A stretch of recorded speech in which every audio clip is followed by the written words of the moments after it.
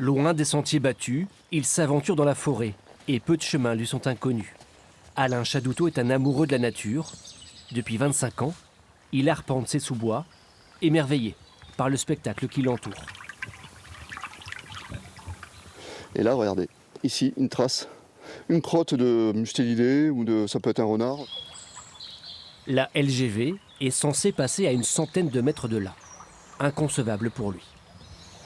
Il va y avoir des pylônes, donc ils vont faire des forages avec du béton. Imaginez un train qui passe à 300 km/h dans une zone forestière comme ça, ça va être une horreur, quoi. Je suis effondré. Effondré parce que, ça, on n'en parle jamais. Ici, il y a la beauté. Je suis persuadé que la plupart des gens, même les gens pressés de Paris ou de Toulouse, vous les amenez ici, vous leur dites bon, regardez, ça ne va plus jamais exister. Ça tombe sous le sens, c'est aberrant. La crainte d'une nature endommagée sur le tracé de la LGV est même bien plus loin.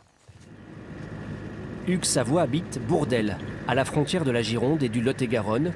La ligne du futur train est loin d'ici, à une cinquantaine de kilomètres. Pourtant, son village risque de changer d'apparence. Là, on a 123 hectares de terres agricoles qui vont être transformées en gravière.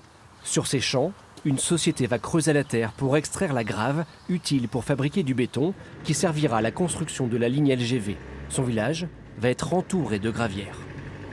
C'est irrémédiable. Il a fallu des millions d'années, et c'est la vérité, géologiquement, il a fallu des millions d'années pour qu'on arrive là. Voilà. Lafarge va prélever des ressources non renouvelables. C'est fini. Une fois que Lafarge aura tapé dedans, c'est mort, tout est mort derrière. En Gironde, comme à l'autre bout de la ligne à Toulouse, des travaux préparatoires et des chantiers ont démarré.